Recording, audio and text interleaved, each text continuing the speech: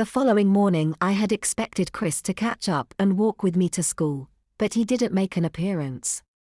As a matter of fact, I didn't see him at all for several days and I was really starting to get concerned, not just because of what had happened in the park, but because, except for Chris, I didn't have anyone else that I considered a true friend.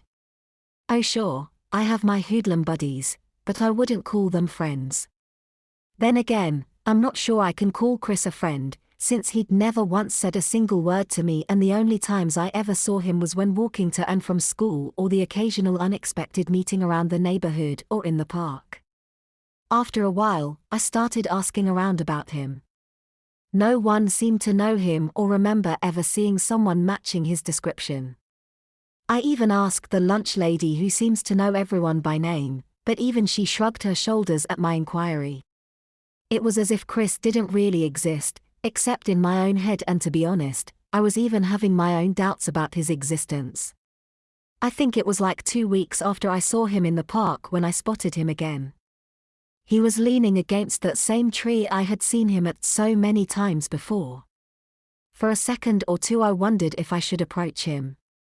I mean, what if all this time he had been avoiding me for some reason? In the end, I crossed the street and made my way to the tree.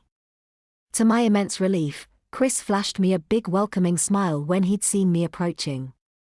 "Hey," I said, trying not to come off too strong. He gave me a happy little nod and patted the ground next to him to indicate that he wanted me to sit with him. "Been looking for you the past couple weeks, but you didn't seem to be anywhere around," I said. He picked up a fallen leaf as he nodded knowingly. "Sorry about scaring you in the park that one day," I said apologetically.